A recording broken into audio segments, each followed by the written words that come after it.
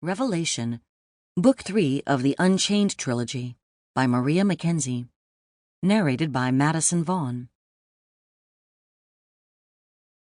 Prologue, New York City, Summer 1912. Dearest Gabe, I hope you, Father, Aunt Olivia, and our adorable little brothers Jason, Gregory, and Jonathan, and Grandmother and Grandfather are doing well. I could not wait to write to you because I can hardly contain my excitement about what I am planning to do today. Do not think me daffy, but I cannot tell you, at least not yet, although I wish I could. You see, if I do tell you, you might tell Father, and he might disapprove. It is scandalous enough that I am going behind Mother's back. I am not doing anything particularly bad, yet it is daring, to say the least. I will explain everything to you once I have executed the deed and then told Mother, at which time I will face the music. I am 14 now, or rather we are 14, and Grandmother has often told me of the difficult times she endured while raising Mother. I have been good, Gabriel, and I know you are aware of that. I do, however, want to spread my wings, as they say, and see what the world has to offer. I will write soon to tell you all about what happened. I send my love to you and the family. Yours affectionately, Selina. A gentle breeze swept through the enormous windows, filling Selina's sizable bedroom with the scent of gasoline and soot from the automobiles and elevated trains that roared outside. The soft wind tousled the fringe of bangs that covered her forehead. Sitting at her Queen Anne desk, Selina folded the letter she'd written to her twin brother.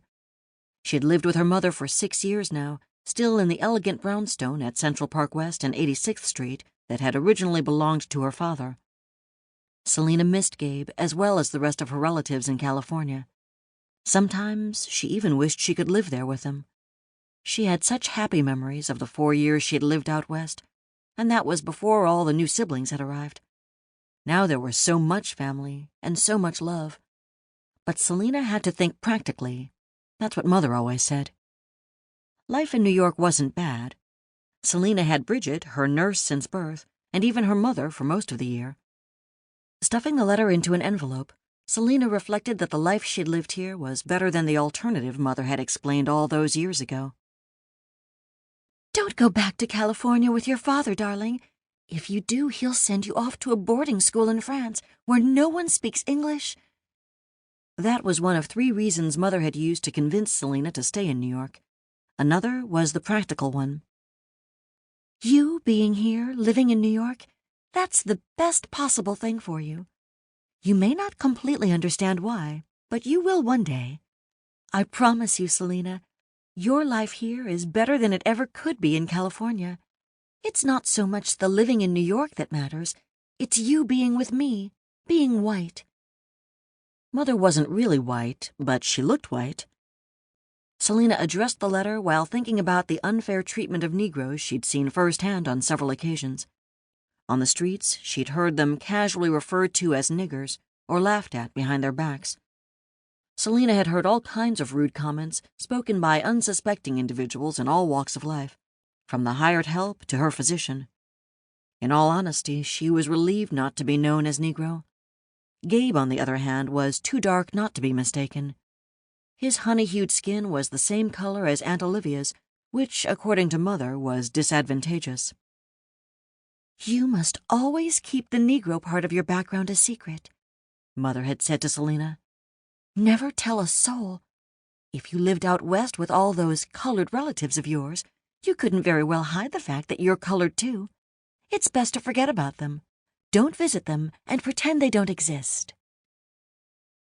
Selina sealed and stamped the letter. It was easier being white, she rationalized, but she wouldn't give up writing to her relatives in California even if Mother didn't approve. Gabe was there, her brother, her twin for heaven's sake, and the 3 boys that Father and Aunt Olivia had had together. The little boys didn't know Selina since she'd never gone back to California to visit, but she hoped that one day they would, at least through her letters.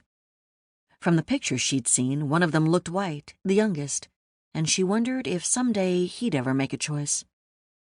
Selina thought of her grandparents. They were in California, too.